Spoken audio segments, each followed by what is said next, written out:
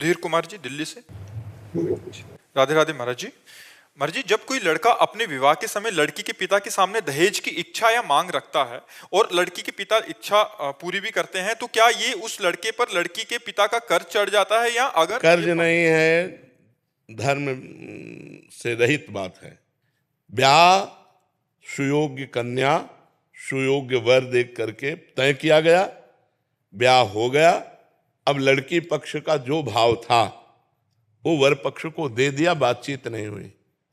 कहीं भी हमें शास्त्र में नहीं लिखा मिला कि उन्होंने हमसे कहा कि हम इतना इतना इतना देंगे। वो कन्या दी, उसके साथ जो उनका भाव रहा, वो चाहे 1000 सोने के रथ, 1000 हाथी, ये वो दे दिए। मांगना, तय करना, ये बिल्कुल शास्त्र विरुद्ध आचरण है, बिल्कुल नहीं करना चाहिए। किसका प्रश्न है? हाँ, बिल्कुल नहीं करना चाहिए। ना तो लड़के पक्ष को ये बात रखनी चाहिए, लड़के पक्ष को बात रखनी चाहिए तुम्हारी लड़की हमारे लड़के के सुयोग्य वर, ये काफी है, अब आपका जो मनावे सो दे देना, हम उसकी आकांक्षा नहीं रखते। लड़की पक्ष को चाहिए कि जैसे पुत्रों को विभाजित संपत्ति किया, ऐसे कन्या का भी हिस्सा लगा करके उसके साथ दे देना चाहिए, बिना मांगे दे देना चाहिए। मांगना ये दहेज के अंतर्गत आता। दहेज प्रथा ये हमारे संस्कारों को, हमारे धर्म को ये मिटिया मेट कर रही है। लड़की हुई, सुनते ही उसका पिता जल जाता है। लड़की हुई क्यों? क्योंकि अब दहेज देना पड़ेगा।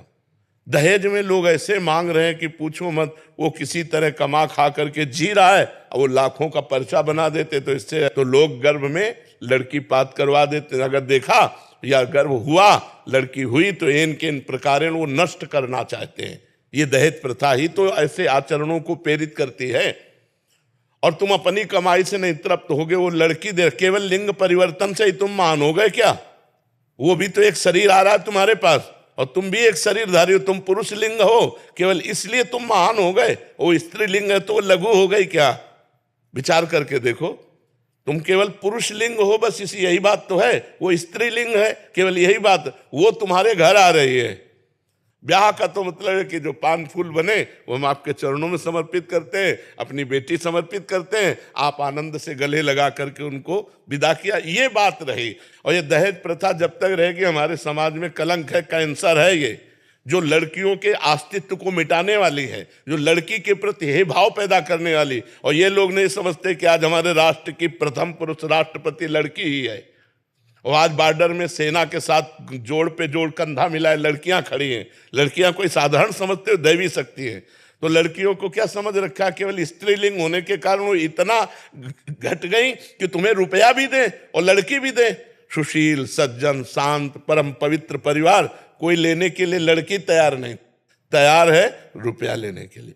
10 लाख फलदान में दीजिए, इतने परीक्षा में दीजिए, इतने ब्याह में दीजिए। किसान आदमी 10 लाख कहाँ से देगा? किसान आदमी को जीना मुश्किल होता है, उसकी सिंचाई, उसकी मल, बहुत कोई 100-200 बीघा का जमींदार हो तो बात अलग है। 10-10 बीघा जमीन है, उसी से पूरे परिवार का पोषण होता है। कुछ चंद रुपए बचे, वो स्कूल आदि की पढ़ाई, कपड़ा लत्ता, इसमें खर्चा होता है। अरे बड़े खर्चा गृहस्थी में होते हैं।